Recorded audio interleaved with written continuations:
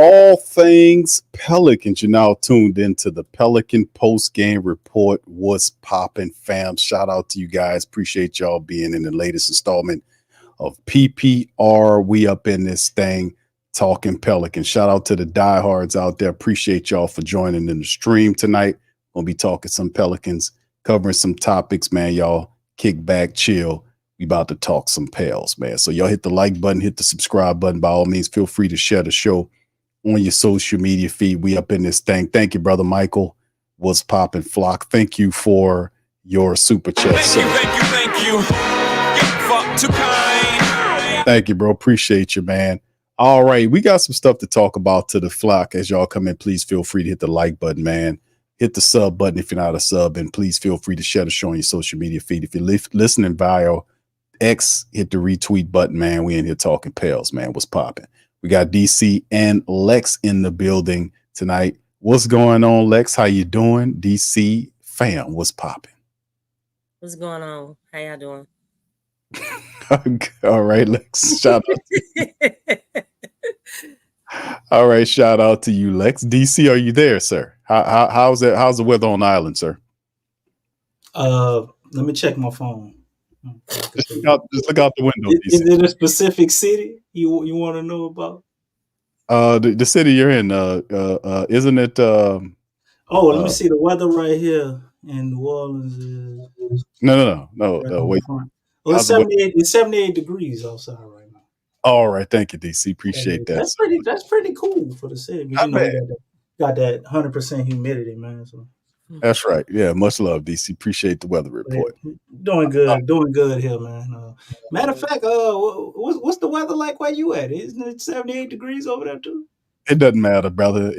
We know I'm in America, sir, so it's all good. All right, so anyway, let's talk some Pels tonight, man. All right, of course, it starts off as Zion shining in China. Zion was called break dancing and dunking the ball. He put on the show for the people. Break dancing. Hey, I'm glad it wasn't like a ray gun from Australia, though. Hey, hold up. Wait, what hand is? That's the right hand. Okay. Y'all crazy. You know what? This is sad, man. When we analyze like every single detail. Well, look. What shoes he wearing? I don't care about the shoes. The last shoes he had was ugly. I'm waiting for the new one. I got a pair of the tools, though. Them tools was fire. I went supported Zion on them tools. All right, so there you go, Zion moving around doing stuff in China. It would have been tight if he would have threw this in.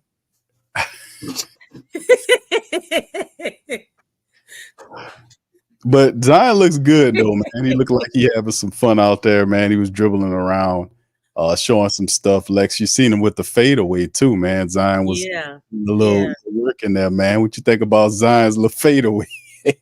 Oh, it was nice. I mean, and he didn't hesitate. It looked like it was natural. It was first nature to him. Right. And that's really good. So, I mean, I hope that that's a huge sign of what's to come, because really it looks like he's picking up where he left off from, against the Lakers. So I like that. What? Oh, you crazy, man. I think Zion did a lot better, man, to be honest. Yeah, he did. They had a woman on a swim team. She went underwater, bro, and did that whole thing underwater. Yeah, she did. And you know what? It looked epic too. It looked epic. Yeah, she's on the sink. Where she did it? The sink swimming team. Oh, and she took this and made it 100 times. I like it. It was actually a nice routine underwater. I know, right? I'm like, damn. That's hard. I couldn't even imagine. I mean, underwater. Yeah, man. 100 times better than what she did out the water. Yeah. I mean, and she killed it. You know what I'm trying to figure out, though? Who let her in the show? Like, how the hell did she qualify? What? I'm surprised a certain group of people weren't up in there, though. Oh, wow. Yeah. And them And boys I'm come like, through that pumping, interesting. they would have tore it down. Oh man. They Like what? man, they have battles over here all the time with breakdancing. And you telling me that wasn't enough melanin out there, man. All Wasn't right. enough. You know that the pinnacle is the Chinese got it on lock. So they're gonna Hold try to have the little Chinese hip hop people come through, but they can't handle LA. Start getting to some of these chocolate cities. all Because right. I mean, hey, think about New York. I mean, obviously LA, you got a whole lot of something up in LA, but that's like, come on, man. I'm gonna need y'all to know the origins of breakdancing. Pretty much any metropolitan city. Hold on. Do you see? Let's jump to Pels, man. I just threw that in there, man, just to kind of. You brought it up, man. I know. You know what I'm saying? Any mag as we comment on it? No, Yeah, I'm come not on, mad. man. Let's, Come let's, on, jump- man. let's hit it up, Let's man. go. Come on, let's Come move on, on. man. Let's move You know on. what I'm saying? DC, you messy, man. You know that DC kind of messy, man. Pelicans star Zion Williamson looks ready for the regular season in 2025 NBA dunk contest after his dunk in China went viral. Pelican star Zion is going viral for a unique dunk he pulled off overseas on NBA tour with his Jordan brand that stopped in China. Video stars Williamson dribbling in circles while sitting at the free throw line before jumping up and converting a reverse dunk off the dribble. It went crazy too, man. We showed that.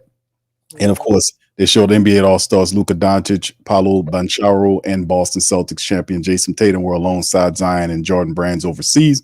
Zion's break dancing into a reverse dunk certainly gave the crowd a memorable moment. And Pelicans family members seeing Williams in such great shape is exciting, right? So, they mentioned what Stephen A had said, but at the same time, man, it'll be pretty awesome. They even say, will Zion participate in the 2025 NBA dunk contest? Clamor from NBA All-Star to partake in All-Star Saturdays nights. I would say no to this. I would say definitely hell no to this. Well, Zion said, he said he possibly would. He said that last year. They asked him if he would be in a slam dunk contest. He said, "Look," he said, "if I make the All-Star game, yeah, I'll probably do it. But that's more important. You got to handle your business first." Yeah, like basically saying he don't want to be in a slam motivated. dunk contest if he not an All-Star. Like, what's the point? Because if Zion go, I mean, he pretty much gonna win it. They ain't got nobody. It would be nice to see, like, if it was like him, Ja, Anthony Edwards. That would be crazy. You know what I'm saying? Anthony You had like Edwards Trey said that Murphy he in there or doesn't, something too. Man, everybody will watch. But outside of something like that happening, if Zion going there, man, it's an automatic win. Yeah.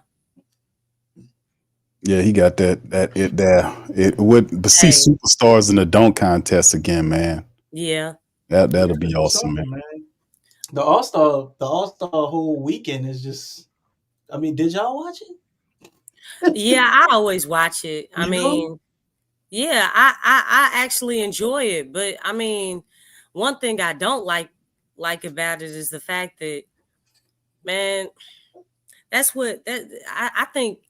think Kobe was probably like the last one, maybe KG. Yeah, when they started doing them teams, like, they really played hard. Like, they competed, man.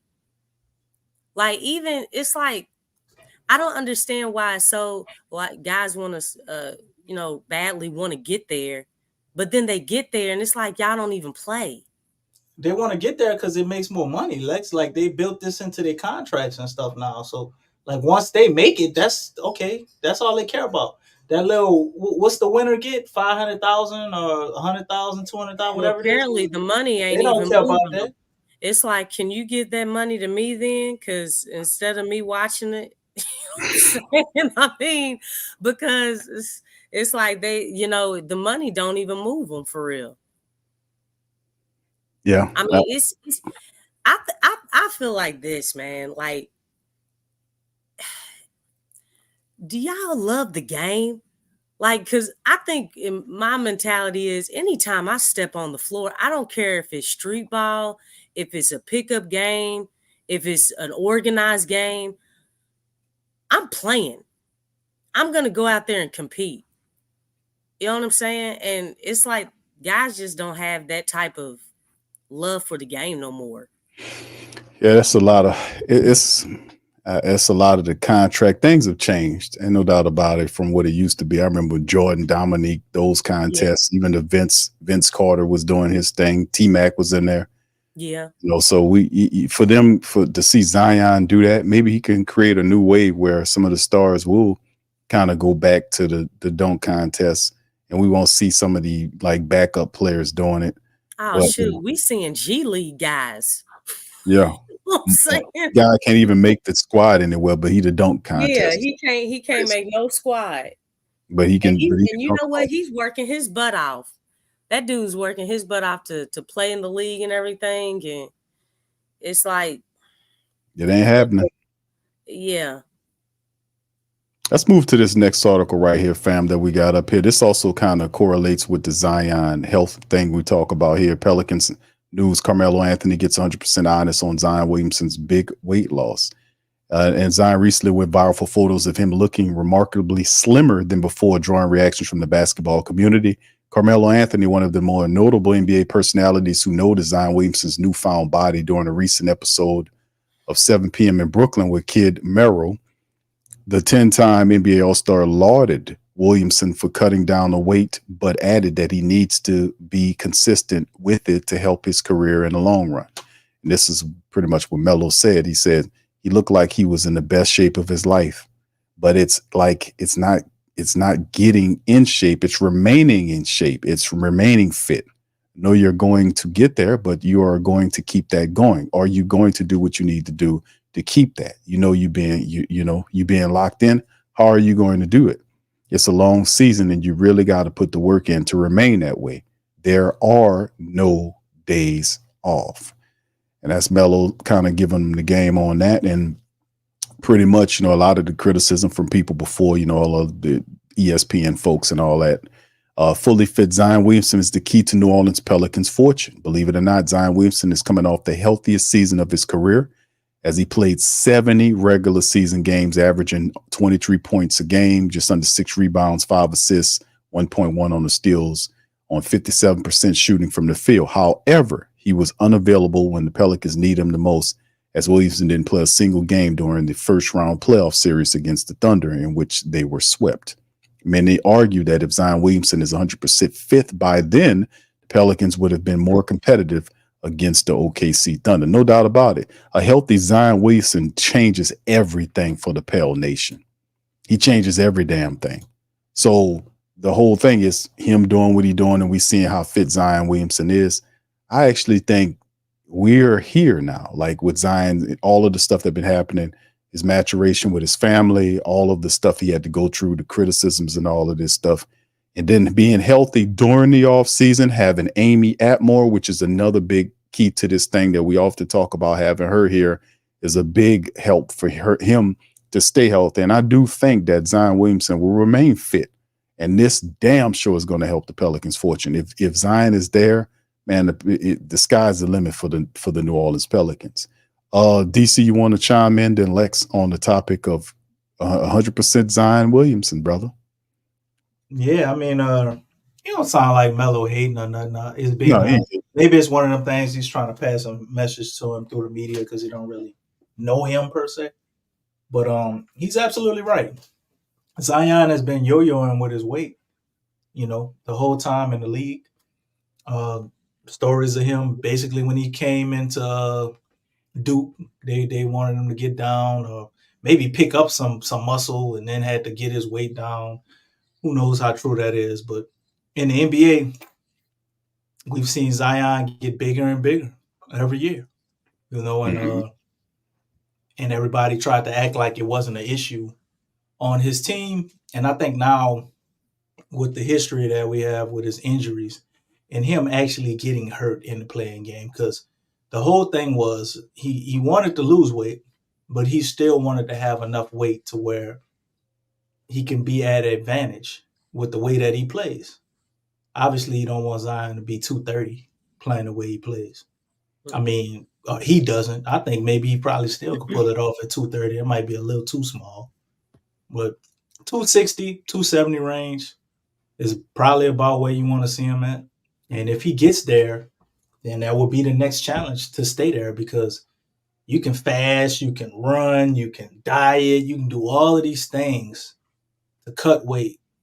But once you get to that weight, you can't just do the things you were doing before because you're going to go right back to it. It's a lot easier to maintain it than it is to get down to that weight. But maintaining it mentally is harder because you really have to change the way you were living your life. You can't go back to doing the things you were doing once you get to the weight, or you're going to wind up with all that weight right back on you. Lex, you want to add to that before we jump into our topics for the night? Yeah,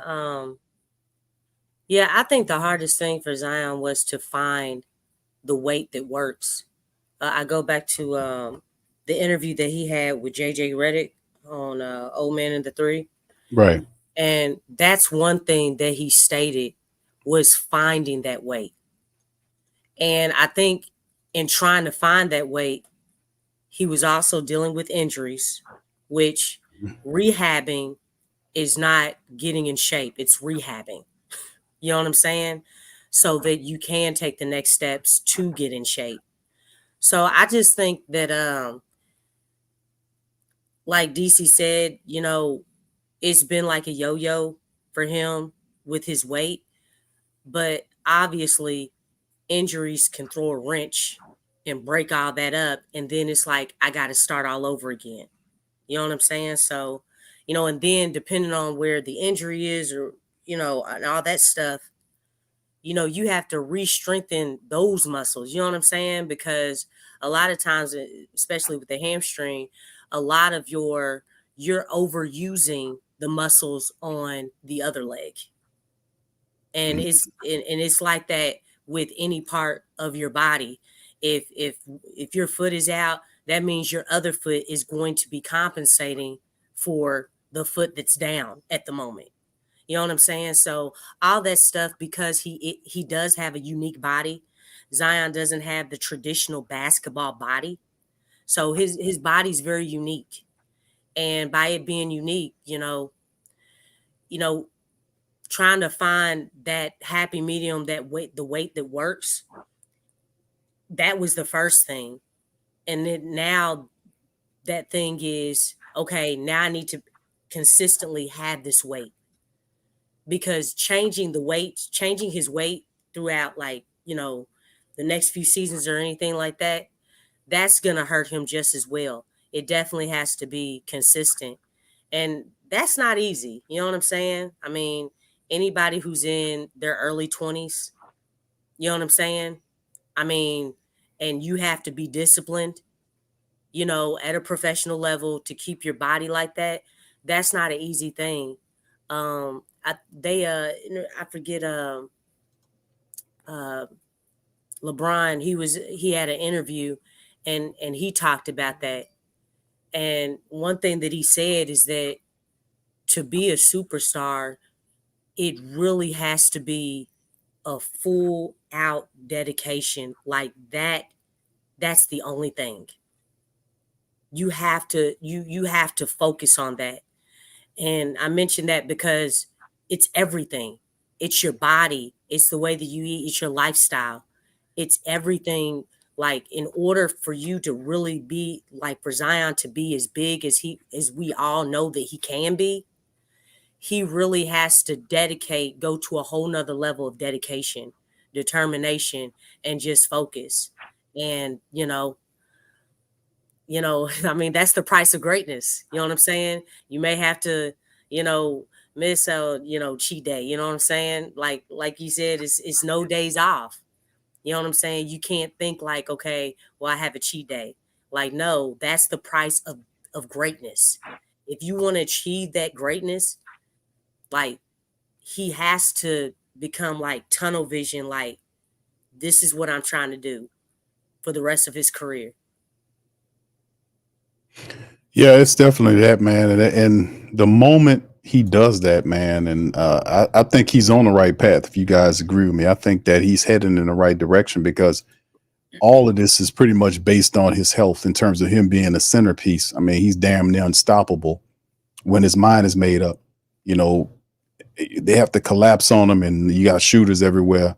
when he's at his best, the Pelicans they're going to be a juggernaut, man. So just getting him there is the big part of the game, man. So I think we're trending in the right direction. Healthy during the off season, going into the season, Carmelo said, and looks like in the best shape of his career, no doubt about it. This is what it's all about. It has to have been frustrating like last year because he worked his ass off the prior year to get to that point, and then the play-in game gets hurt in the play-in game, and he was cooking. Knocking LeBron on his ass, shooting the ball over Anthony Davis. Pelicans was on their way to winning. Getting double teamed by LeBron and AD. That's the two best players on the team. Couldn't stop them. You know Pelicans they were going to win that game, and then he steps top 10 players in the league. Yep, and that was it. He was out of there. So, I mean, yeah, that has to drive you like, man, I'm sick of this. We got to do whatever we got to do. Well, I need you to be in this weight, and then you got to Amy Atmore working with him. So that's a big part of the development. So I think we trended in the right direction. Everything is based on him going at championships, whatever we got. It's all based around this man. He has to be there to build that camaraderie and that harmony to keep doing what we got to do, man. A lot of people here. We got to push it. All right, so let's move into this section of it, y'all. Let's kind of speed it up a little bit. I got a few questions that we're gonna go over in this breakdown. I want some of the family members as well to kind of chime in the chat, let us know right here what we're going to talk about. So the first topic, Lex, to talk about here, we're going to throw a little BI in the mix, right? We're going to throw a little BI in the mix. And this is the first question here is, what would Brandon Ingram's new role be in the Pelicans offense for the upcoming season? You start us off, Lex. Well, I think definitely I think he's going to be playing more into a role as far as like the obvious is shooting threes, spacing the floor. That was the biggest thing with him. So I'd like to think that that's going to be a big deal. I think I'm not sure about as far as, what type of actions we're going to see as far as like if the ball is in Dejounte's hands as far as, pick and rolls and things like that. But that is a possibility that perhaps we will see that more. I don't know how much often how much we'll see it. But I'm pretty sure they'll make attempts. But I think really most of the action will probably come from Dejounte and Zion and, just spreading the floor. And then is he, obviously the catch and shoot, from wherever he is. I think that's another big step for him. And that's really going to, pay dividends on this team because I think a lot of times Brandon, he catches the ball and he'll dribble in when he's open, but he'll dribble into a tougher shot. And it's like, dude, you got to make the game easier for yourself.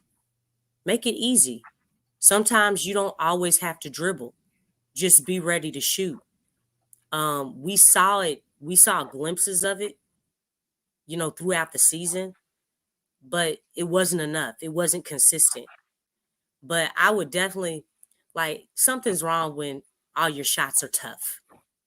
It's great that you can shoot tough shots, but you don't want every shot that you're putting up to be tough. That's crazy. The whole purpose of the game is to make the game easy. And so I think those are the biggest things, shooting threes and from wherever he is, whether it's mid-range, whether it's behind the arc, be ready to catch and shoot. Analyze the situation and catch the ball and just put it up. Sometimes you don't need that dribble because if that space has already been created, the whole purpose of dribbling is to create space.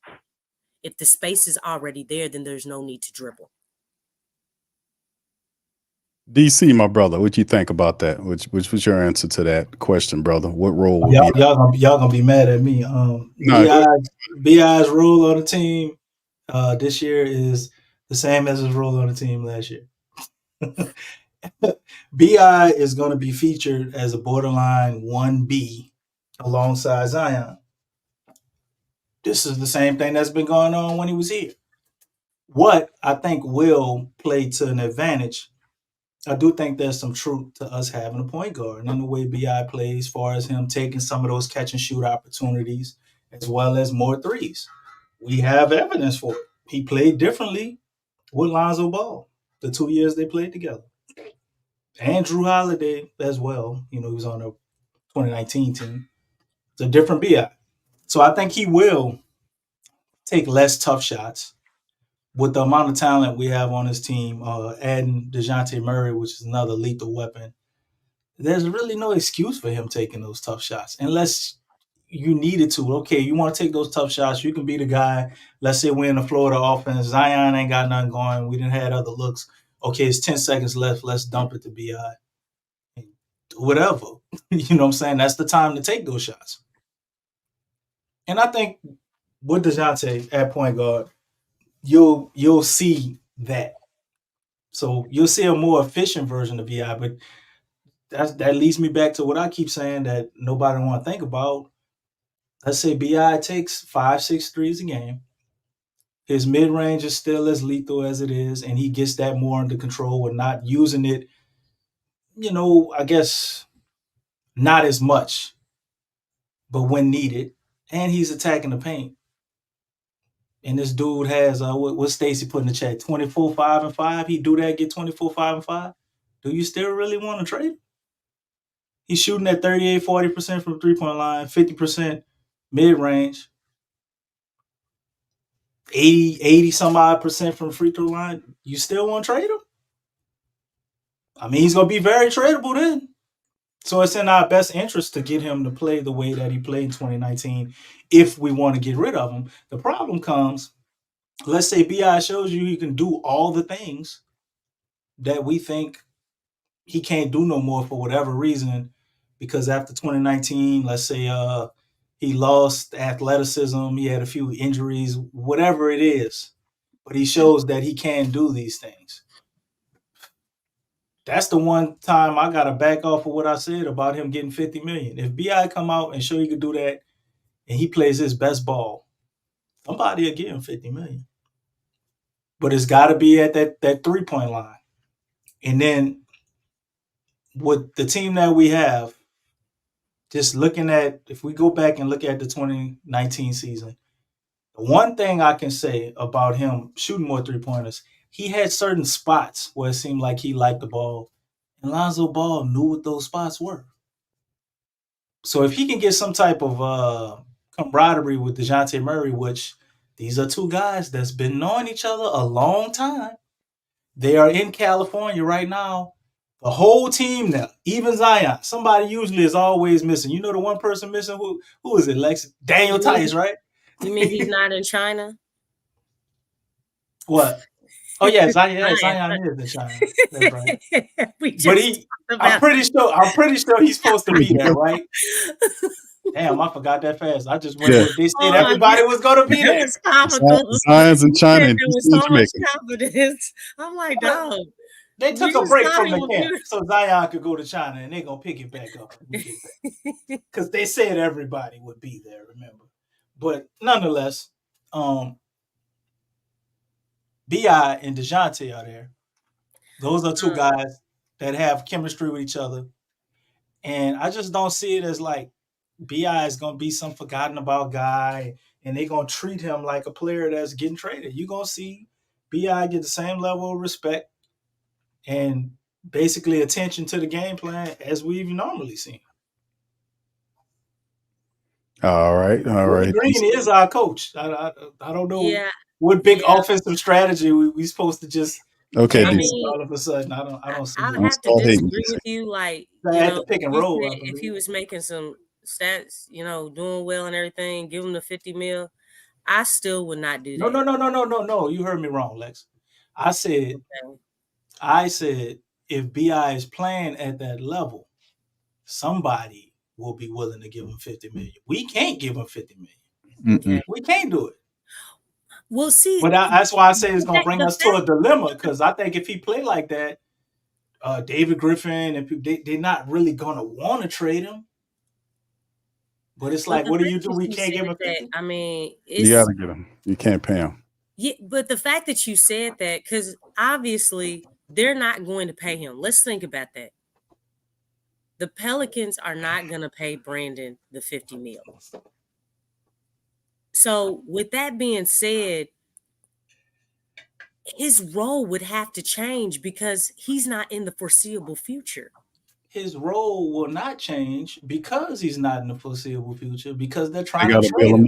So it would be in their best interest to make Brandon Ingram look as best as possible, even if it's fake gold, Lex, even if it's fake. The thing is that, it's the same thing as last year. It's the same mentality. Because if Brandon is trying to prove his value, just like it's the same situation. Nothing has changed. No. So it's like, so how is that going to affect the team? It has changed. We got a point guard now, so I think him getting his will be a lot easier, because you got to remember, a lot of times when you really look at the game, who would you say our best point guard kind of option was? Other than Zion, because we could say Zion, but I've seen games where Zion, when Zion is tired, him playing point Zion don't look the same to me, right? But other than that, then yeah, I'll say Zion. But for the overall duration of the game, we see BI kind of being a facilitator, and a lot of times you're like, damn, we went a whole quarter, BI didn't shoot. Like, what's going on? Him trying to open up stuff for other people, and going and picking his spots where he get his, taking these tough shots. It just was not a good look overall. That's too much. But he was our best facilitator. He's a better point guard option than CJ. Yeah. So with him not having to do that, I think you can look back and you can see BI playing closer to that 2019 form. Will he be exactly that? I don't know. But is the opportunity for him to do that is there, because he's going to have less pressure. I don't think it's going to be the same, because you have to think that was a different system. Yeah, that's true. It was a different coach. That's true. You got to, Willie Green is all about defense. You know what I'm saying? So, yeah, it's not going to be like that. Well, I mean, they run a similar philosophy as far as getting shots up quick. Willie Green don't mind you doing that. It's supposed to be intelligent shots. So, I mean, there are some similarities to the Alvin Gentry system, because that was predicated on kind of the same thing, and getting out and running. It's different, but, I think it has some similarities to it, the way it's not impossible. All right, let's move on to the next one, fam.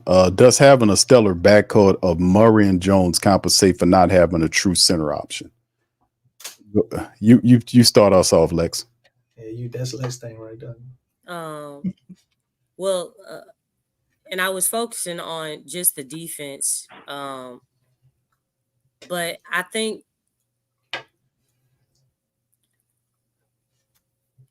it's like it's a yes or no. Because basically, if anybody gets past Murray or Jones,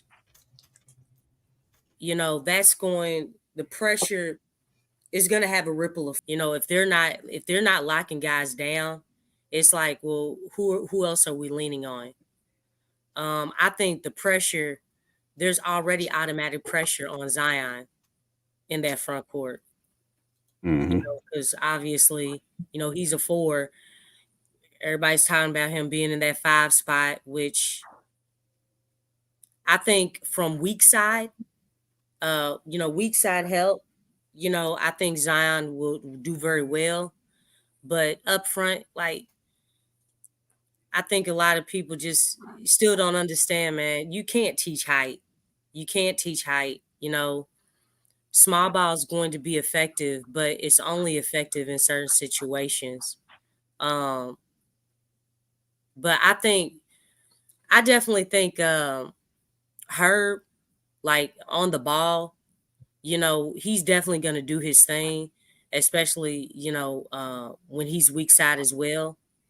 But, just the compliment that having Murray there and them working together, I think it helps. But once guys get past them, that's when it gets really interesting. You know what I'm Yeah. saying? Oh yeah. And we've seen where even though, and this is Herb by himself, even when Herb is doing well defensively, we've seen the team not do well. You know, like collectively, and that's just with Herb out there. So, you can't stop anybody. Like, especially because we struggle with like shifty guards. And obviously you can't truly stop anybody. You can just, kind of slow them down. So with that being said, there's always going to be, hiccups when it comes to like somebody driving in the lane and getting past Herb, getting past Murray. Why you put that up? Because Oh, Sean. I'm like, okay, what's going on? What'd I say? You know what I'm saying? But yeah, it's gonna be in question at times, because I mean, it's really gonna depend on the discipline that the other guys have on the defensive end. Because obviously, with Murray out there and Herb out there, the defense in the backcourt is a whole lot higher. But really the rotations, like who's out there at the time, like in the lineup, it may depend on that. But there's definitely going to be pressure. It's going to be up and down. I say definitely from the start. Maybe they'll clean it up, but collectively, like the others are really going to have to step it up to take that pressure off, so it's not as lopsided. All right, DC, you want to chime in, brother? Question, man. Having a stellar backcourt with Murray Jones compensate for not having a true center. And shout out to Dave. Dave says, why don't you think Misi has skills, blocks, and defense? And so, and that's a question we'll answer after we get through a couple of these questions, Dave. My man Dave say Mises reminds me of Elijah. Yes, I'm old. I remember Elijah visiting UH campus. God damn, Dave. Elijah, I didn't see anything that was Elijah as other than the fact that he's from Africa. Okay. He don't have that type of coordination. But anyway, I don't think Mises is horrible. I just think he needs some time, man. And he you talking needs about defense, experience. he need experience, and you talking about defense. To me, he's just not there rebounding. Like that simple aspect to his game needs major improvement. And until he can be a high quality rebounder, how good of a defender can he really be if he can't secure the last possession of defense? So until he get that and figure out all the little small intricacies and tricks to banging down low, I think we do best playing him in spot minutes to get him some time. But to answer the question, I think they can, but I don't think it's dependent upon Dejounte and Herb. If they're really going to maximize those guys and we're going to play without a center and all of this, it has to be the whole team. Because you can't look for Dejounte and Herb to cover up everybody's mistakes. But what I will say is if the other two guys out there are playing really good or really solid defense, when there is a mistake, you have a guy like Herb that can be an eraser and step over, help, and erase that mistake. And then you can see something like this work. And it's not that far off, to be honest, because we already see her do it. We're not a team that allows other teams to get to the basket a lot. We're like top 5 or I think top 10 at shot attempts in the lane. So we don't let people get to the basket. You heard Larry Nance talk about this a lot, who's another guy, that obviously helped with that. He said everybody talks about us not having a shot blocker, but why would we need this magnificent shot blockers if guys aren't getting attempts in the paint? And I mean, he's got a valid point. Yeah. Now, when you get in the playoffs, to me, is where all of this goes to shit. That's why I set up here and I always talk about, man, look, I'm all for the no center lineup, whoever they want to play. Y'all don't want Zion out there. I say put him out there, but not major minutes, obviously, not every matchup, obviously. But I think they can do this very well in the regular season. But when you get into the playoffs, a lot of that can be exposed, man, especially when you're playing top level teams with amazing talent all the way across the board. Everybody's got a hole, and whoever can exploit the other team the most is obviously going to win that series. And you got to have some otherworldly players to overcome that. Hint, hint, the Warriors. We're not the Warriors. They were able to do it without this top tier center. But man, it's Steph, man. This dude hit shots from half court like how people hit regular threes.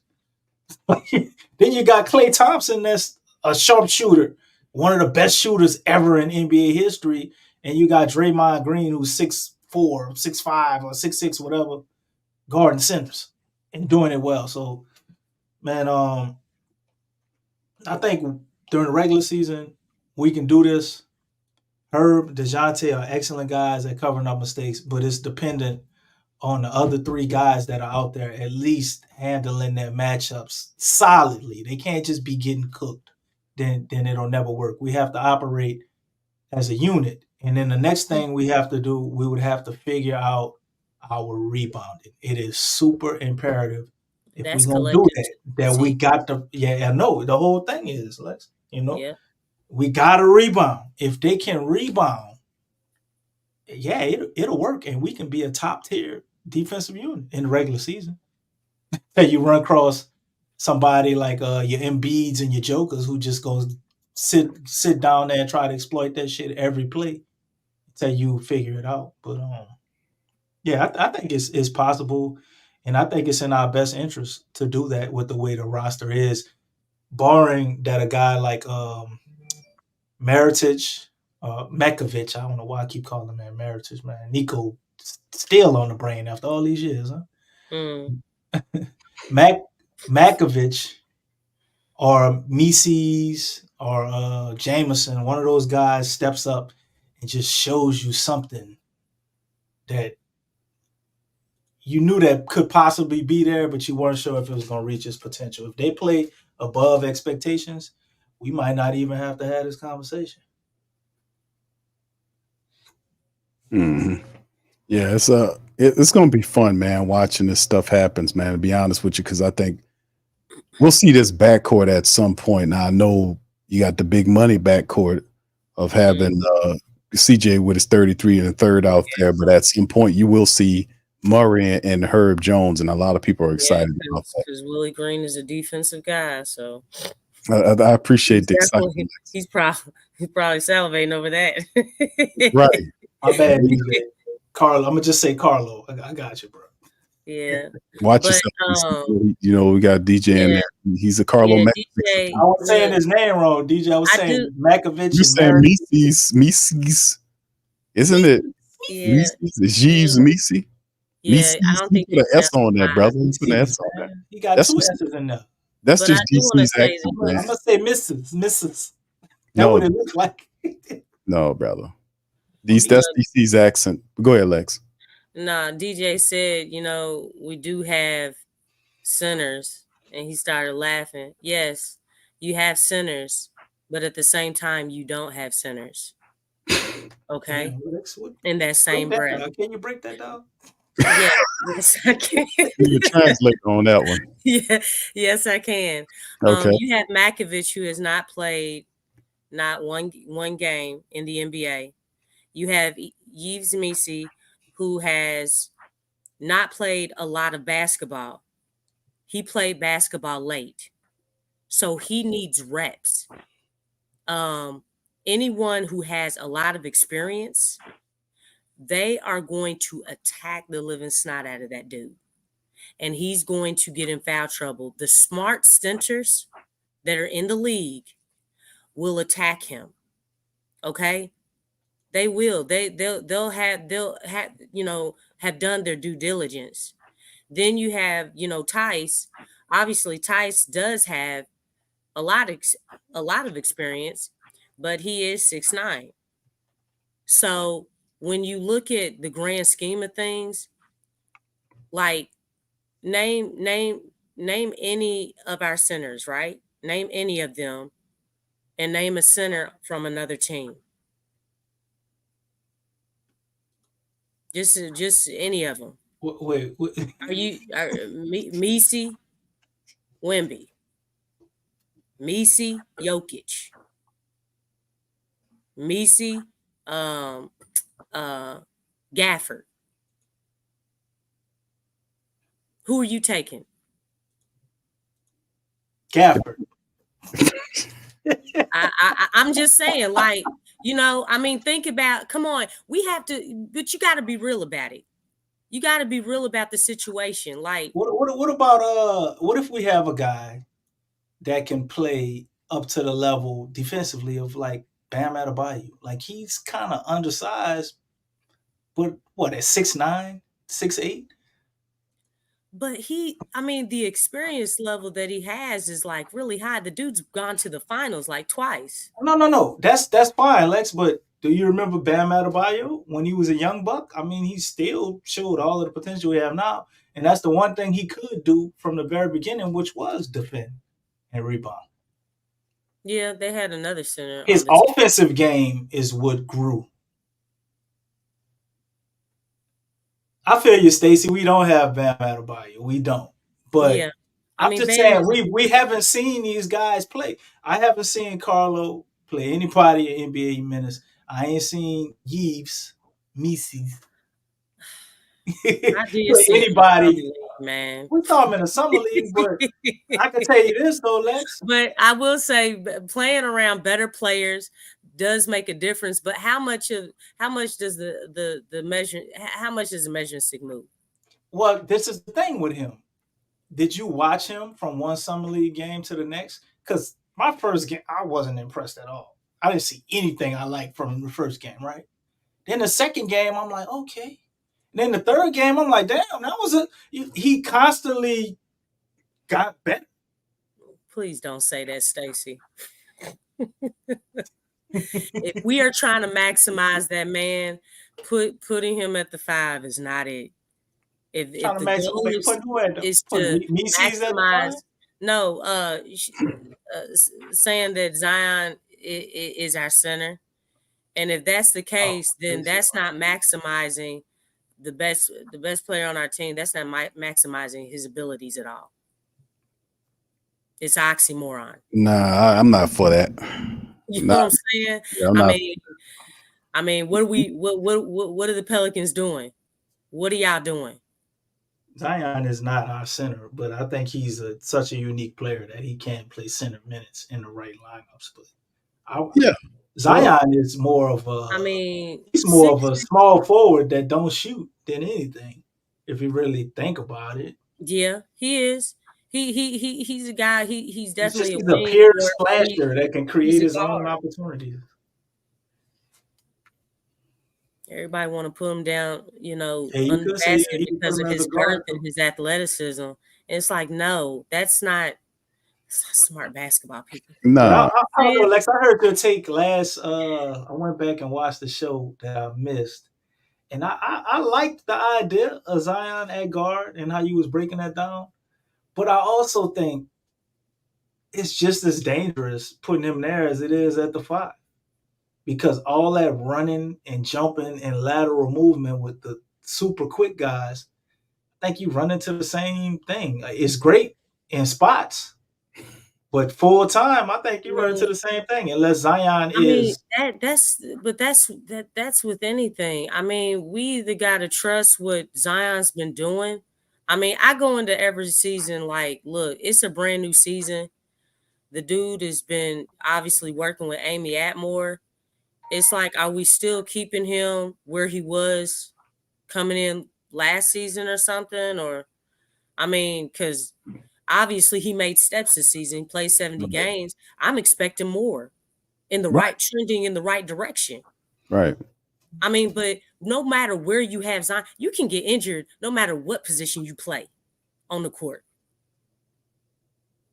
I mean, what are we doing?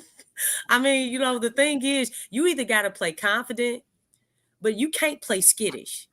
You can't be like, oh, we don't want to play him too much at the guard because he might get hurt. Oh, we don't want to play him too much at the 5 because he might get hurt. What? You got to be confident out there. You can't play a guy skittish. Well, Lex, you make a great point on the skittishness, but that's the energy that the Pelicans have currently been over for some time now. And Because stop being scared. You know what I'm he has saying? but I that mean, you either well believe that, or you don't. well that it's based on the fact that he has a sketchy injury history. He's not there when you need him to be, and he's the star of your team. The Pelicans have been hesitant to put him on Front Street and say, "Hey, this is the superstar," because in their mind, psychologically, they're trying to wait to see if Zion Williamson can fulfill a full season before they want to kind of put that on them. We'll say he's a star because it's obvious to us, but they're When did taking they it get from Amy Atmore? How many seasons it take for them to get her? not 1 year, one season to get her. They got her last year, but Yeah. it's So but, it took 5 seasons. yeah, but it's You know still what I'm saying? that's still only 1 year versus the many other years that he's not there. So it's still overall, and that's not just the Pelicans. That's in a lot of the faithfuls' mindset. They understand, and we realize that, hey, man, for the Pelicans to really get where we think they can get, they can't get there without Zion. And then Zion admitted to it in previous interviews that he wasn't truly dialed in with his, with his getting his stuff right and getting his body right. And it took a lot of criticism and a lot of stuff else for Zion to finally dial in. And he was good enough this offseason to be healthy. He looks in great shape. Carmelo gave him a shout out. And I think he's serious, but it took a while to get here. So that's why a lot of people are like, man, I don't want him. My reason for not wanting to see Zion Williamson at the 5 is because of his fragility. Let's keep it real. He hadn't played 70 games last year was a good take for Zion, but Zion been here for a while. And then we still saying, listen, 70 games is good, but you know how many games it is in the NBA season that we're going to really need that guy to be there to step it up for them to. What I'm saying is, when do you get hurt the most? We all in play sports. You're fragile. Exactly. So if I put him at the guard position for overextended minutes and he's fatigued, it puts him at huge risk for injury. So you run into the same issue there. But nonetheless, at some point, we got to pull all the protections off of him and just let him play. What is Zion? I would ask, what positions do he want to play? How does he envision himself in his game? And what does other members of the coaching staff outside of Willie Green see in Zion's game? Because we know Willie ain't about to change shit. Outside of Willie Green. Yeah. Like, what are the other people saying? Like, Zion, I can people really whose do this. opinions are not greater than the head coach's opinions of who you're referring to, DC? No, but the intelligent people with the creative opinion. Cut it out, brother. Don't go there. We'll have to bring that to Willie. Don't disparage the man, bro. Come on. I'm not saying he's unintelligent. I'm not saying that. I'm saying he's uncreative. Let's get this straight. Yes, he's not creative. That.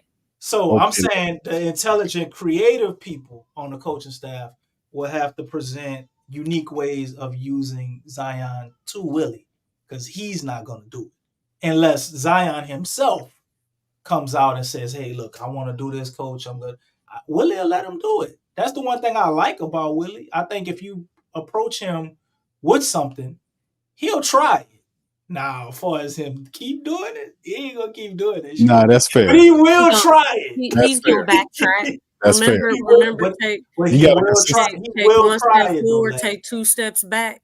There's a lot of coaches that won't even try it and won't hear people out, and it's just their way or nothing. Willie will try it. I don't understand why when he said work, he don't want to stick with it though. That's the 1 step forward and 2 steps back. That's what I be talking about. Okay, let's move. Oh, shout out to B-Mac, man. Thank you for the super chat, brother B-Mac. Thank you, man. Thank you. Get fucked too kind. B-Mac says it all rides on Willie Green. That's right, Willie Green. It's all on him. Thank you for your super chat, my brother. Much love to you. All right, let's pivot away from Willie Green before things get kind of nasty and move and get to the next question, because I know it's coming. Man. Keep it clean. I know it's coming. So we're just gonna pivot away from that. We're gonna get to this next question. Y'all feel free to chime in the chat too. Who gets more minutes, Jose Hawk or Matt Ryan? Y'all let us know. Lex, you won't start us off.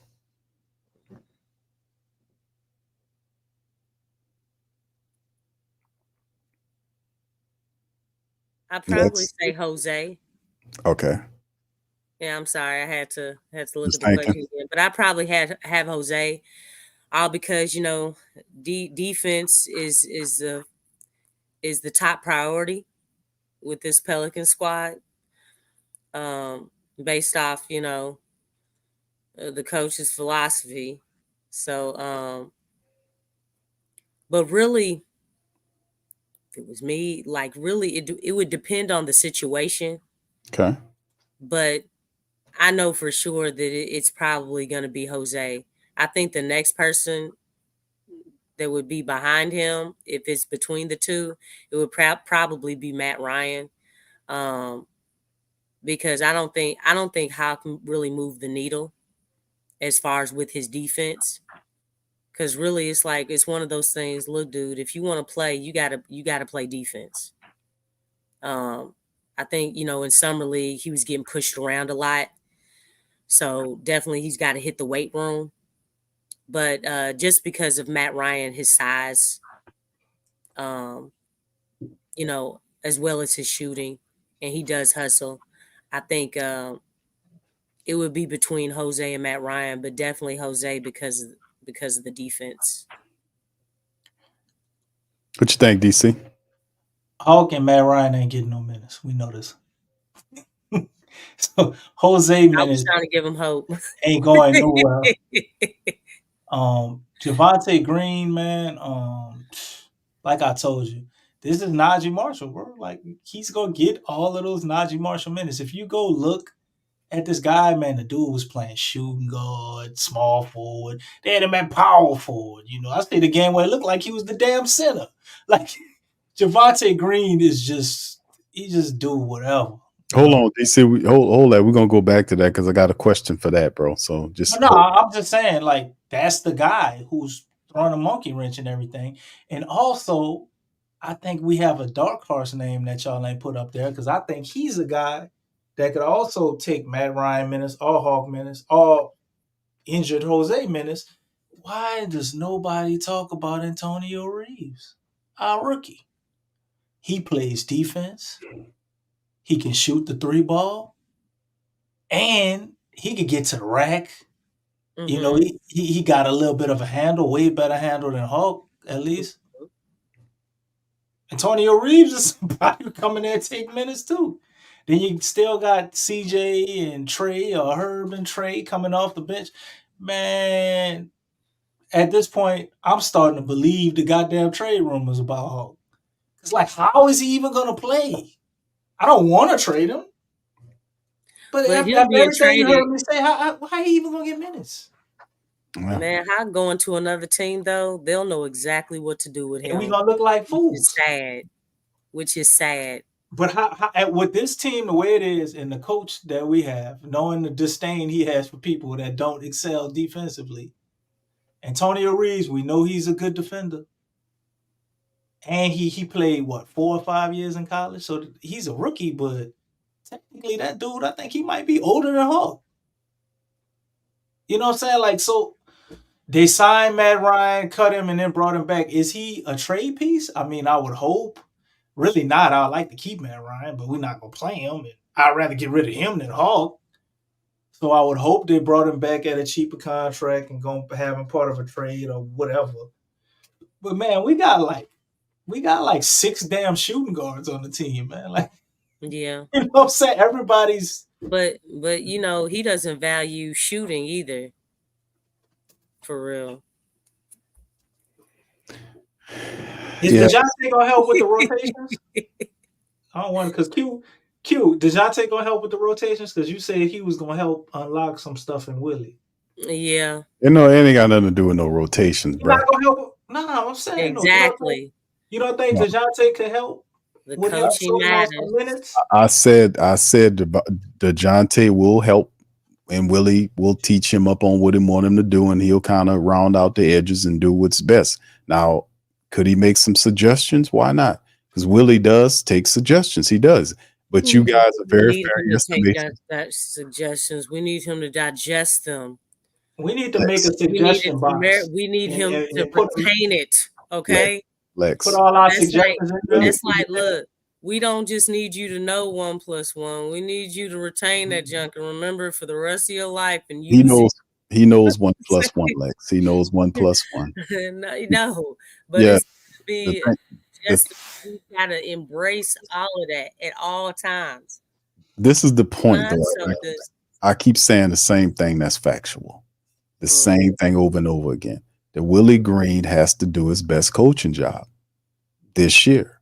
The target's on Willie Green. The octopus didn't. I think he's in an impossible position to succeed. Though. Well, DC, and nothing's impossible, brother. If you can come from Jamaica and come to America and have a promising career with playing the guitar in behind a mariachi band, anybody can make a living in this great That society. sounds like the story of Bob Marley, but go on. It's the land of opportunity, my brother.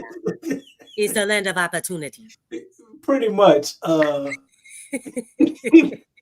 don't think Willie is in a position to. Oh, you said, hold on, DC, you saying your life is plagiarized? Is that what you're saying, brother? You might need to sue somebody. Man, I'm going to sue you because you have a problem with putting words in people's mouth. I ain't say none of that shit.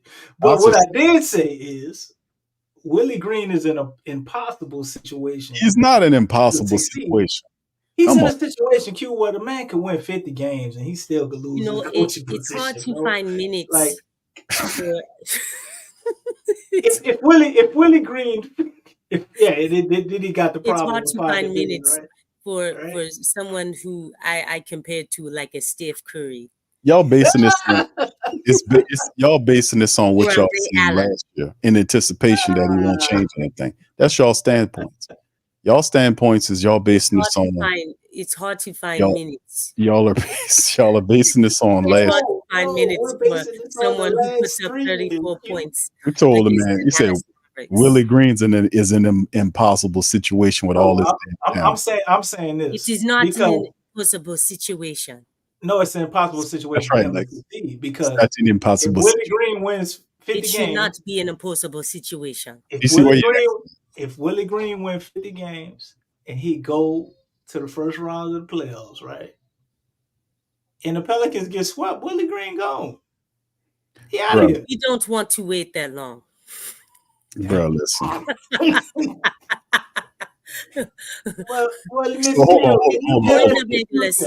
on. Willie, if Willie gets hold on. Let me get this straight, DC, with what you just said.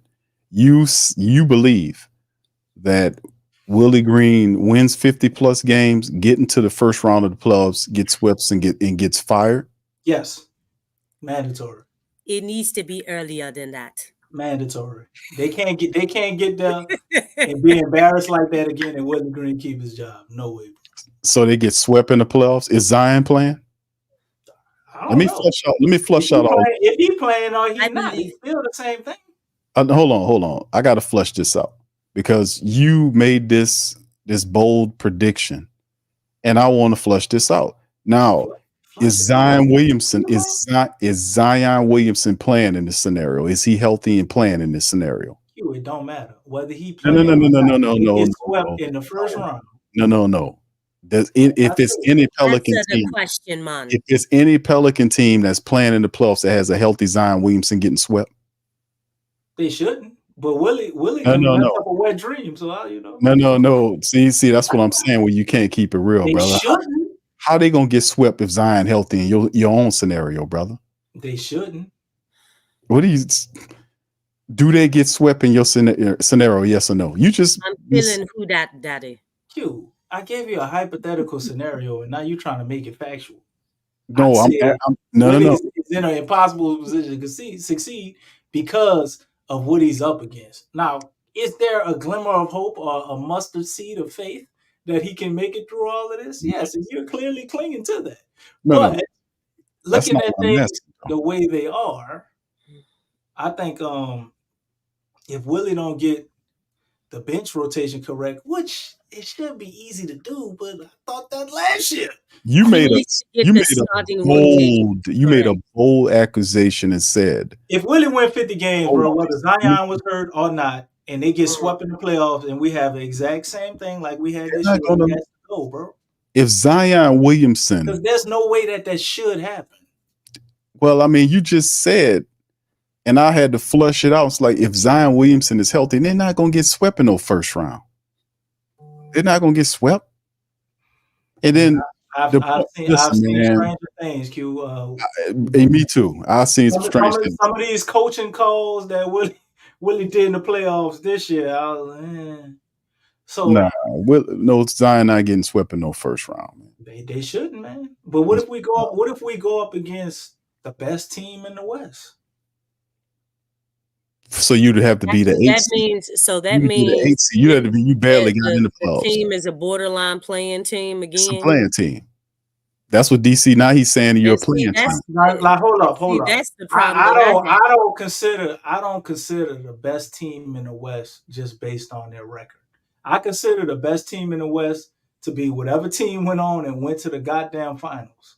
I don't care what their record is. Bro, it could be different, bro. I mean, the teams changed from the finals last year. It could be a team that is that drops from. No, I'm talking about whatever team go to the finals that year. Like, let's say it was OKC, and then OKC went to the finals and won it, or they made it to the finals and lost. All right, that was the best team in the West.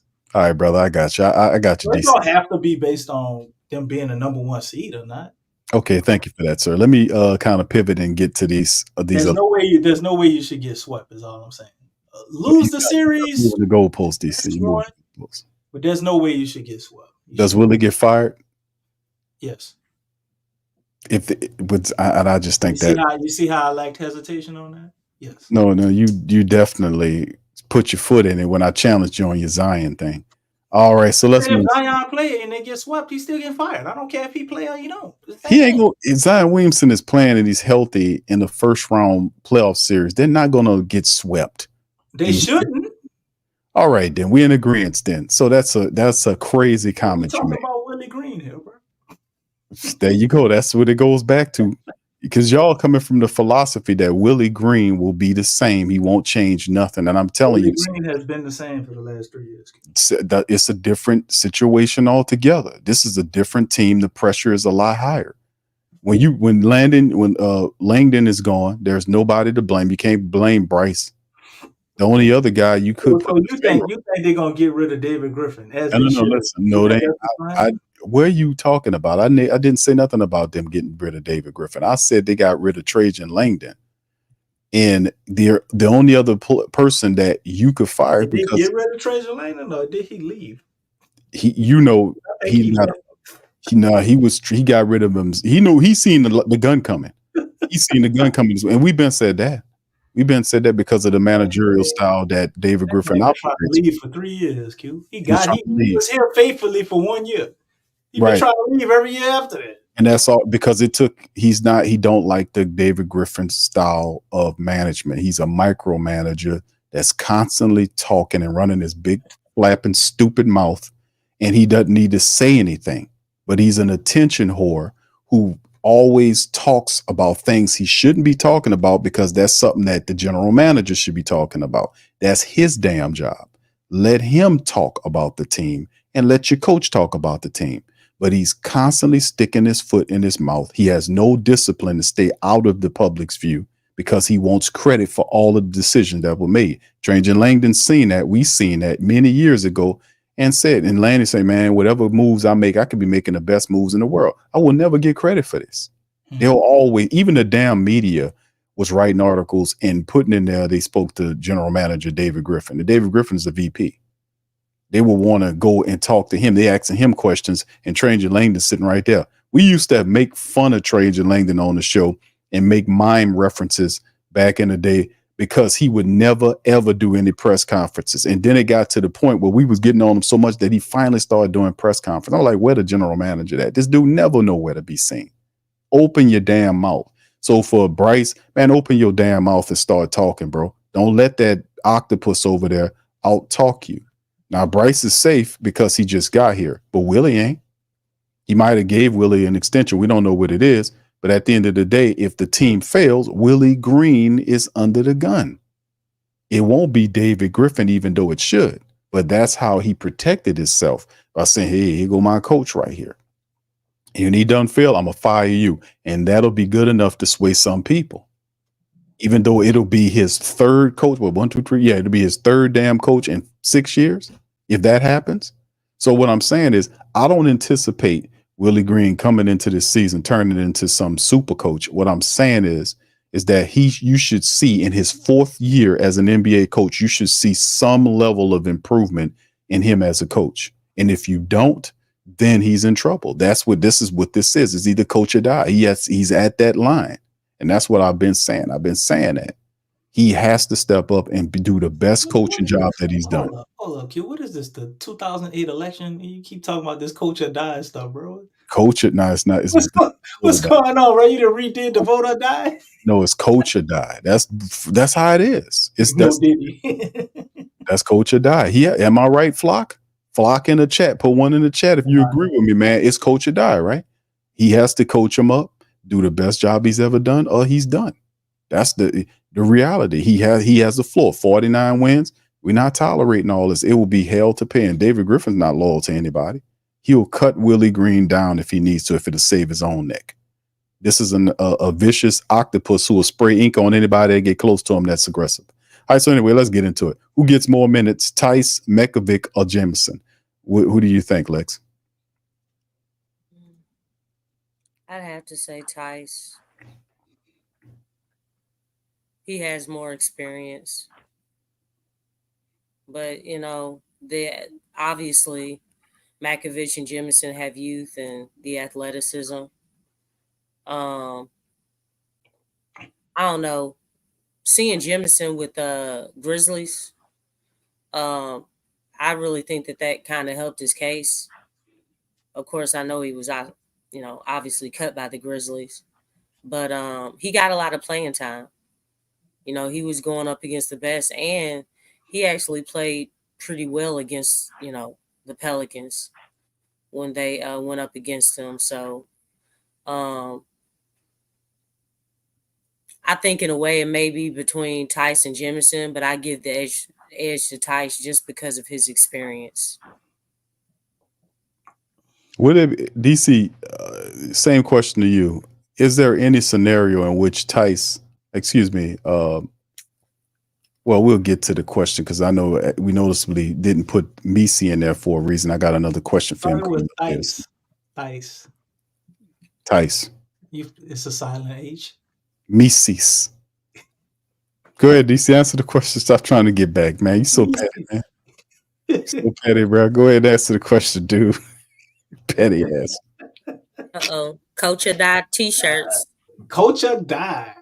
Yeah, that's right. That's what Hoffa said. Coach or die, Hoffa? Yeah. Make sure you put the death emoji next to Willie. I'm working on it. We got Go Pels mind. DC a hater, man. Put the what? The death emoji. The skull and the 2 crossbones. Yeah, that. But look. Oh goodness. We're gonna get those. We're gonna put them together, Hoffa, right after we finish the Go Pels mind shirt.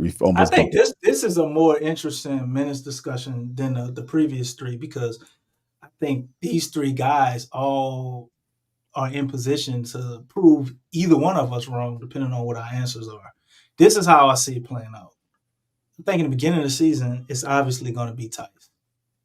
But as time goes on, I think Mekovic or Jamison, one of those guys, are going to step up and gain Willie's trust a little bit more than Tice. I think that's a strong possibility. What did you say? One of those guys, the younger guys, more trust than Tice. Tice ain't showing up at the team workouts, Lex. He already notched down. I mean, dog, he just got finished playing for his country. I'm joking. But I think one of those guys, I think they can. And I think, hold up, I'm not finished. Because I got a question for you. I'm not finished. But the guy that I think is really going to blow everybody out the water, he ain't even on the list. His name is JRE. Okay? That's where I was getting at. That's the next one, DC. That's the next one. That's the next one, DC. Yeah. Oh. Well, that's the man. Look, he get 2 segments. Because I'm telling you right now, if you love Larry Nance minutes, just wait till you see JRE minutes. This is going to be our de facto center. If we want to score on the Y'all offensive get ready end, for it we now. got to get offensive. We got to get rebounds, man. You know what I'm saying? Like, you got to have some height out there, especially if you have because Tice can I think between Tyson and Makovich, they spread the floor very well. I like Makovich. That's my number one guy out of all of them at the center position. That's what I like the most, but he don't have no experience, so I know it's going to be a work in progress getting him in there. But I really hope he would be the guy that has the most minutes. All right. Okay. Let's move on to the next one then, fam. Here we go. This is another one. Who gets more minutes here? Robinson Earl or Javonte? Robinson Earl. Over Green? Both of them. Come on, you can't. I'm going to say Javonte Green. Green? Yeah. Javonte, I mean, he I know every time the Pelicans play Chicago, like, he's one of them dudes, like, he definitely keeps you honest because he will out-hustle you, out-rebound, clean up around the glass. He has a shot, an outside shot, so I don't know. I think it's very Najee-like. You know what I'm saying? Like, his game. But I think it's a little bit more. Not by much, but I think it's a whole lot more. But I think just the energy that he has on the defensive end, he's probably gonna go with him. Nothing against Robinson Earl. I mean, he does do those things, but I think there's a level of it. I think he may be just like a level below. But I don't know. I mean, they have similar type games, but I feel like Javonte, his game has more of a Najee-like feel. DC, this is you mentioned Javonte Green early in the segment. You still agree? Man, you thought Willie Green and JJ Redick, far as the better heads coach, was like splitting hairs. Q, this is a real splitting hairs decision right here, bro. Mm-hmm. It's basically like saying, who will have more minutes, JJ Larry Redick Nance or Najee Marshall? JJ Redick. That's what you're asking me, man. You're asking me who's going to have more minutes. JJ Redick never was a head coach before, brother. He never Najee Marshall. That's what you're asking me, bro.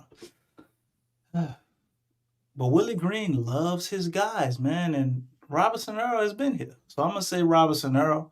But I think that's really interesting Green that you say that. Get a nice chunk of minutes, man. I think he's going to surprise a lot of people and get more minutes than they probably thought he would. When you, if you haven't been paying attention to like our coach and how good Javonte Green is, because Javonte Green is good. Like I like him. But Robinson Earl, man, he's earned Willie's trust in my opinion, bro. And I think he's just gonna have a way to put him out there. He's his small ball center, man. I mean, you got a guy, he's about 6'8". He can shoot the 3 ball. And not I'm clowning Robinson Earl. The dude is actually he's solid, man. He's a good player. He can rebound. He can defend 1 through 5, although he's not really defending 5s like that, but that don't stop him. And Larry Nance couldn't either, and that never stopped him. But why wouldn't Robinson Earl get the nod? When you look at the guys we have, 2 rookies. Well, technically one guy isn't a rookie, but first NBA season. You got Trey Jemison, who we had a chance to basically be in Robinson Earl's position. Last year, and we cut him after he had a pretty nice summer league. So why wouldn't it be Robinson Earl? Daniel Tice, it's going to be the starting center probably.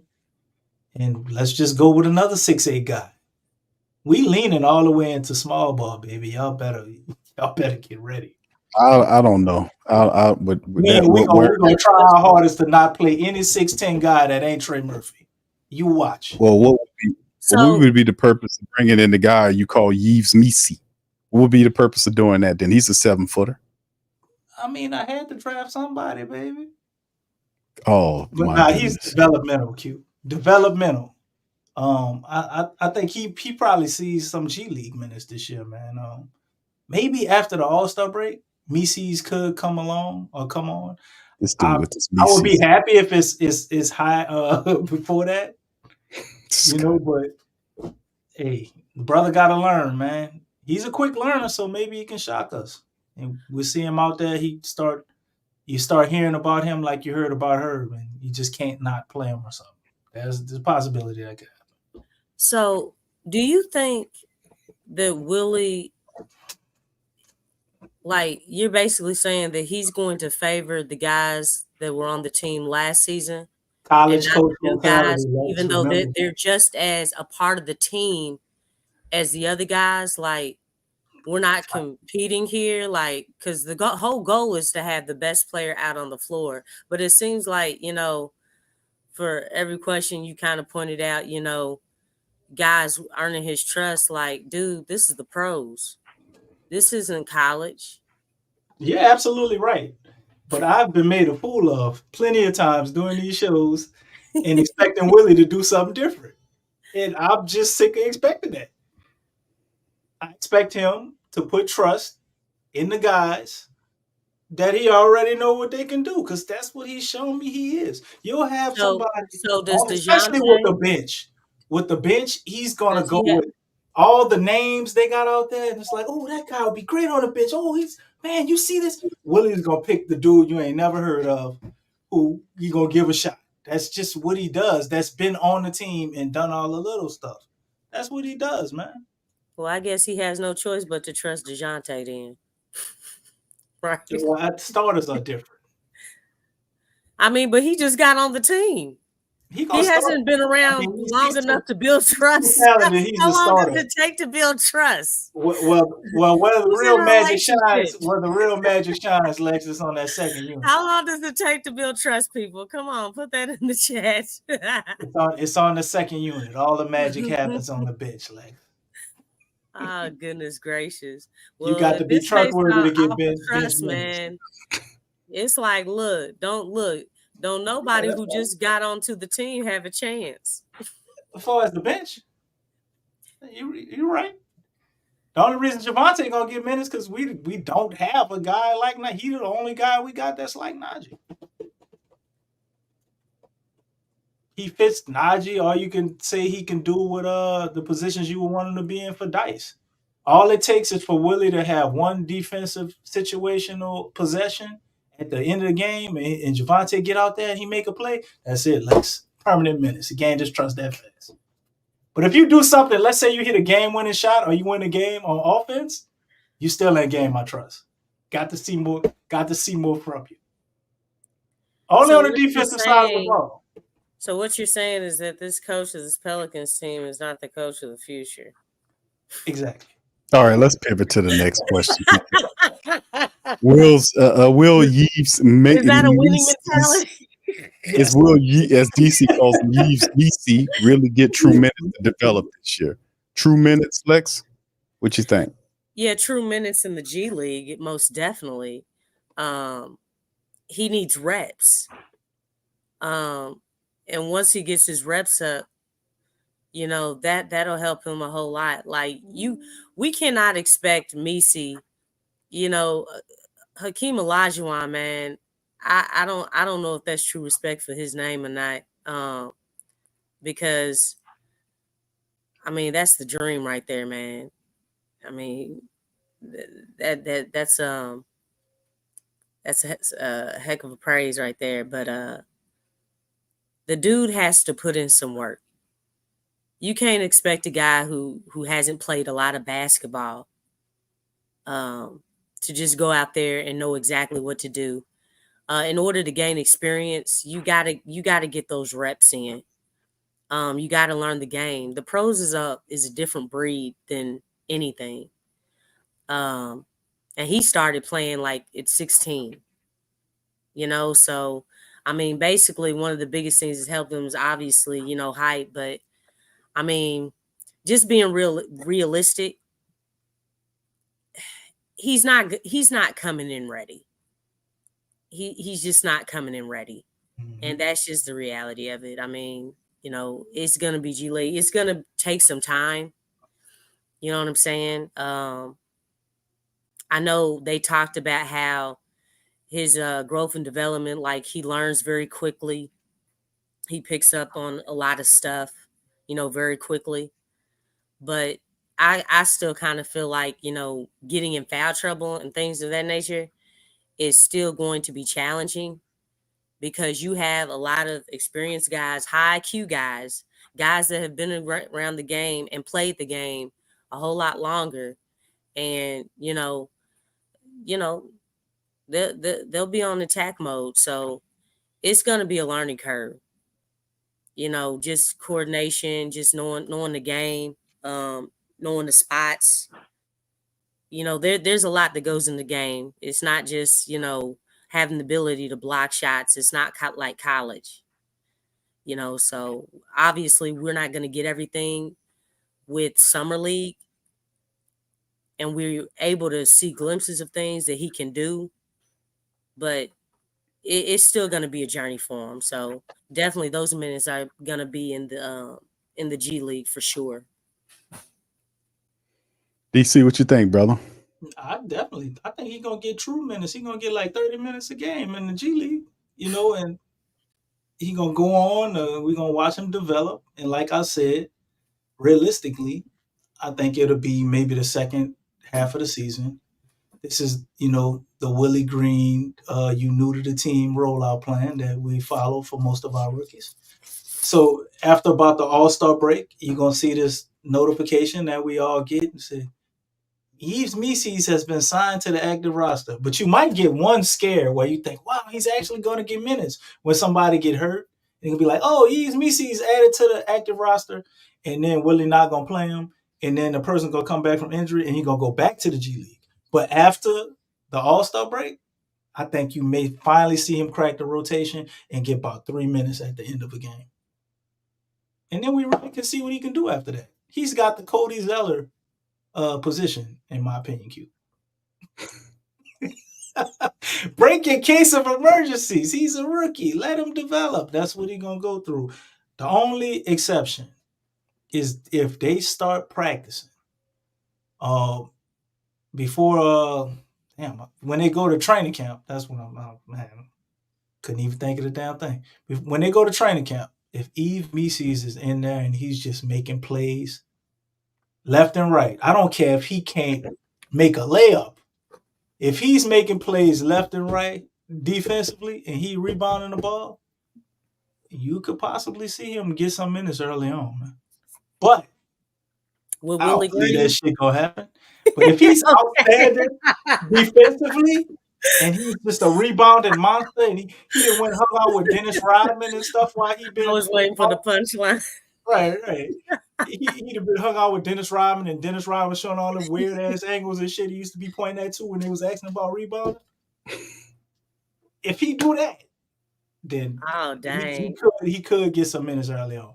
But you see how far of a stretch that is it would take for him to get some minutes. Oh, Hoffa's giving it to you, man. Like, what he say? Oh, he said that's facts. You see, that's facts. You know Willie better than his wife. I know. That's what I'm talking about. I don't know about that one. I don't know him fully as a person. I just, man, we sit up here and we watch these Pelicans games, man. I've been doing this show for about the last, what has been about 8 years? Q, we've been doing the Pelican post game for 7 years? A little longer than that. Man, when you watch these coaches, man, and you, after about a good season or two, you can see all they goddamn moves, man. Yeah. It's clear as day. And Willie, I have to admit, out of a lot of the coaches I done watched, Willie is the most predictable one. Yes. It's like watching that shit on repeat. Like, he makes the exact same moves time after time, man. No creativity. He's clearly like jaded and biased when it comes to one side of the basketball. If you can play defensively, Willie will find you some goddamn minutes. Let me tell you. He sure will. You Look, can ain't be stopping the nobody. right.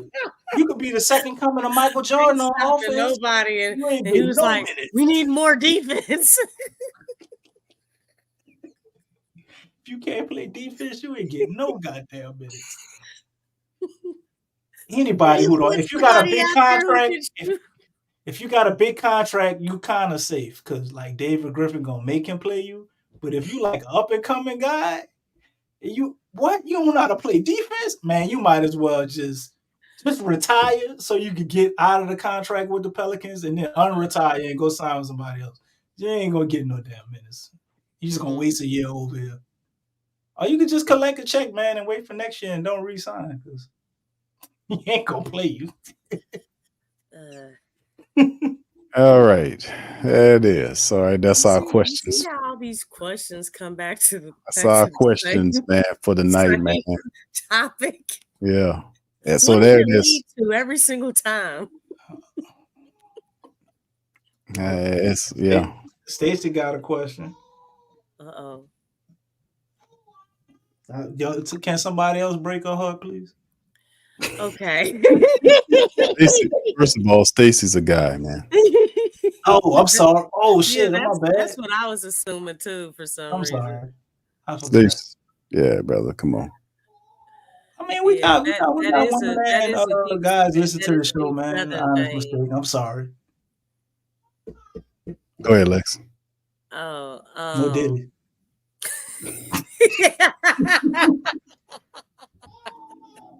Why would you say no Diddy, bro? After telling Stacey you're sorry, bro. Man, it's getting wicked out here, man.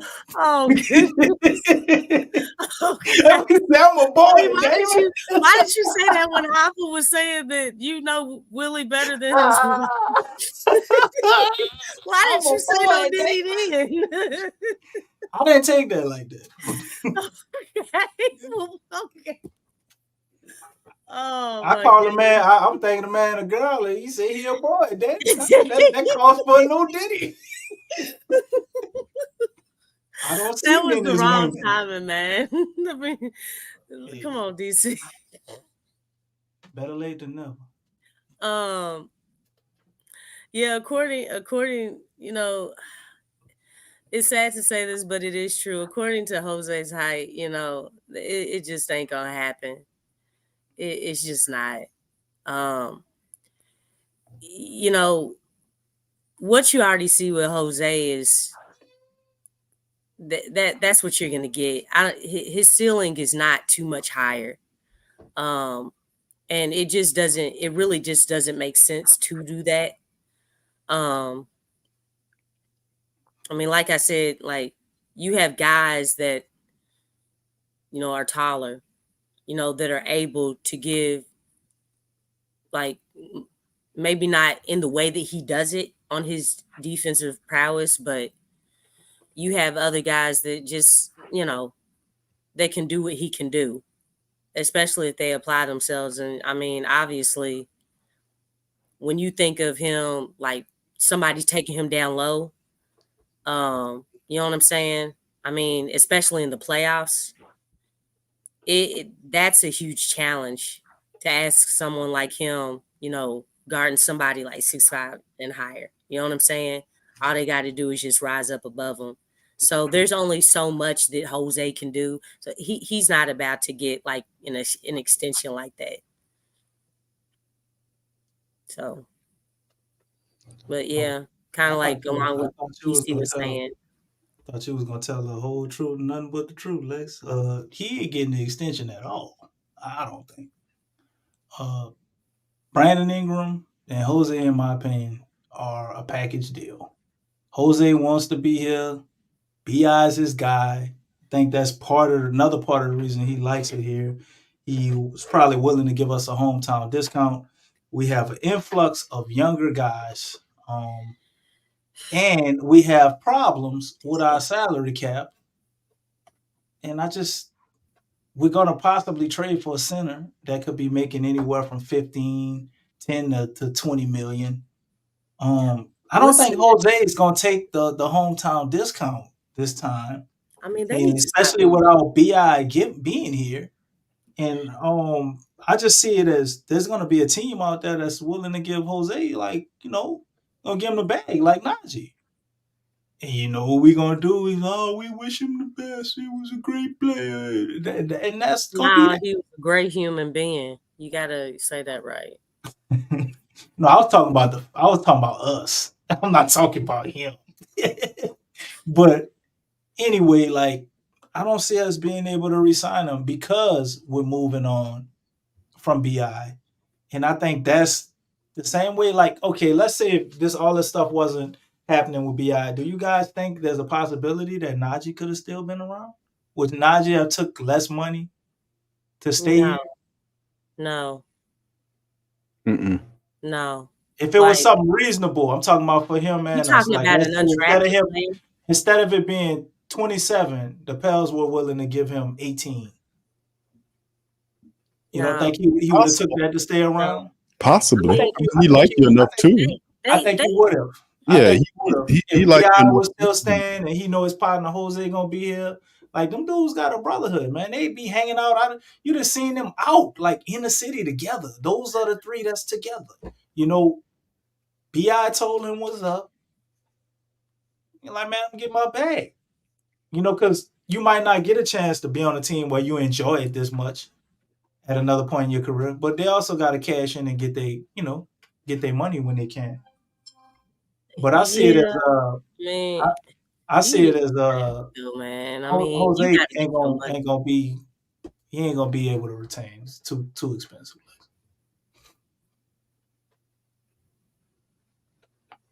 That's the point, man. I don't think Jose stay either. I think he'll be leaving too, man.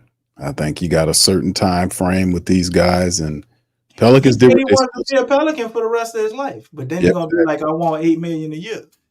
Right. So that's what I'm saying. He'll say the same thing. About your money though, because you got to think with Najee and Jose, they were undrafted. They were undrafted. You know what I'm saying? They literally had to work their way up. And I feel like it's the same situation with Max Strus and Gabe Vincent.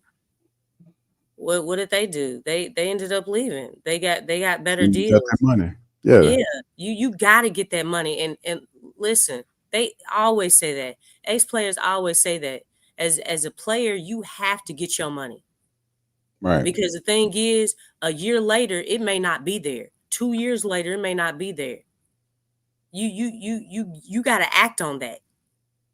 If you worked your butt off all them years just to get to a point where it's like, wow, other teams are seeing what I have to offer. They want to pay me. It's like, dog, yeah, I got love for you, dog, but I also got a family to feed. You know what I'm saying? It's like, I understand the brotherhood as far as on the team and everything, but when it comes to your family, and I'm talking about your blood family, that you go home night to, support whatever. That's the number one thing. You know what I'm saying? So, we see Jose and his little girls all the time. Yeah, he's gonna go somewhere else to get that bread for sure. Yeah, doing it for those little girls, man. Yeah. And that's what he said too. That's what he always says. Hey, yeah, I do it for them. So yeah, he was at the playing tournament. He wanted to win that money. He was gonna get that money to his babies. That's my brother, dog. Be like, shout, dude. They offer me more money. Jose out of here, man. You don't think somebody will offer Jose $7-8 million a year? I think somebody would. And they're not gonna pay him that. It's that simple. Draft a backup point guard or sign a cheaper one, and that's that. As much as I love Jose and wish he could retire here, I don't see it happening, man. If it does, I will be happy, but I would also be shocked. Yeah. All right, we're going to have to leave it there, man. Listen, man, we had a good talk tonight, man. Shout out to y'all for listening, man. We appreciate y'all giving us y'all valuable time and listen to the stream tonight. Do me a favor, man. Please feel free to hit the like button, man. If you enjoyed the stream, hit the like button. Also, feel free to share the show on your social media feed. It helps to PPR out as well. Much love to y'all, man. And listen, fam. Yeah, we covered quite the amount of topics tonight, man. Listen, man. Good Pel Talk all around. We appreciate all y'all. Stacy, Jacob, Slim, Hoffa, all of y'all, man. In the chat, big ups to y'all, man. Who that daddy? Big ups to you. A lot of y'all was on the sports coma and came on over to PPR, man. We was over there on the coma for like an hour and a half, and we over here for an hour and 40 minutes. So we just keep it rolling and moving, man. Moving. Y'all know how we do. All right. So anyway, man, we're gonna get on up out of here, man. Shout out to all y'all. We leaving already? Yes, we are, DC. After what? How long has it been? After 2 hours, we leaving already? DC is an hour and 40 minutes, sir. Not 2 hours, sir. An hour and 40. Can you show Who That Daddy his comment real quick? Who That Daddy's comment? You got it, DC? Who That Daddy's? Oh, this. Oh, right here. True that, Lex. We are selfish to expect these players to always take the hometown discount. Yeah. That's so true, man. I mean, you can't keep doing that. This is $1 billion corporation. You know what I'm saying? What am I taking a discount for? And how much are you making? You better break out some of that bread. So, all right. Who That Daddy says he's retired now. Okay. All right. But I'm for the Pelicans. You know what I'm saying? And with that, that means that sometimes players are gonna come and go, because when they leave, I'm still a Pelican. So you damn right I'm gonna want the hometown discount, because I know we cheap. That's the only way we get to keep some players we love. God damn it! I wouldn't add. Don't add yourself in that we. Just be like, look, Griff is cheap, okay? But see, the thing is that it could be in the mindset of, just like we found Najee and Jose, we could find them again. We could find another Najee. I'm gonna be honest with you, Q. Najee possibly, but a player like Jose, I don't think we'll never find another Jose. He's unique. He's unique in the energy that he brings and the personality that he is. Now, you can find somebody that maybe do some of those things, but you'll never find another guy like Jose. He's unique, man. That's once he gone, that's it. We can find somebody to fill that spot. We ain't gonna never find another him, though. Okay. All right. We're gonna leave it on that. It might make us not even miss Najee, though. Man, listen, you don't know, DC. We have to. We gonna see, brother. I said, my brother. Okay, I hear you, brother. All right. So with that being said, man, we're gonna get on up out of here. I appreciate y'all all the time. The Pelicans found another Monty Williams, though. All right, we're about to get out of here on that. Listen, we appreciate y'all for joining the stream today. Y'all hit the like button. You're listening to the Pelicans post-game report on the PRO Media Network for all things Pelicans.